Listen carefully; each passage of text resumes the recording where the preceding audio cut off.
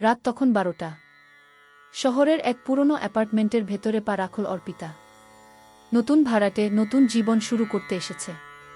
কিন্তু ঘরে ঢুকেই তার শরীরের রক্ত হিম হয়ে গেল। দেয়ালে টাঙানো এক বড় পুরনো আয়না, চাঁদের আলো তাতে পড়তেই মনে হলো যেন কারো চোখ তার দিকে তাকিয়ে আছে। প্রথম রাতে অর্পিতা আয়নার সামনে দাঁড়িয়ে নিজের মুখ দেখল।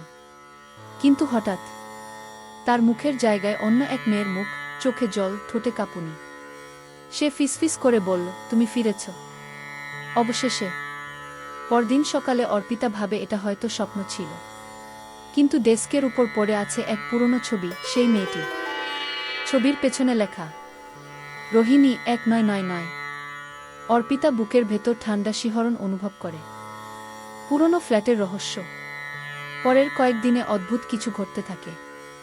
মোমবাতি নিজে নিজে জ্বলে ওঠে, ঘড়ি রাত 3টায় থেমে যায়, জানলার কাছে হাতের ছাপ। এক রাতে দরজার ওপারে কেউ ফিসফিস করে বলে, তুমি আমাকে ভুলে গেছ। বাড়ির গোপন আলমারিতে অর্পিতা খুঁজে পায় রোহিণীর ডায়েরি। সেখানে লেখা, রোহিণী এক সময় এই বাড়িতে থাকত, প্রেমে পড়েছিল এক চিত্রশিল্পী অরুণের। কিন্তু অরুণ তার প্রতারণা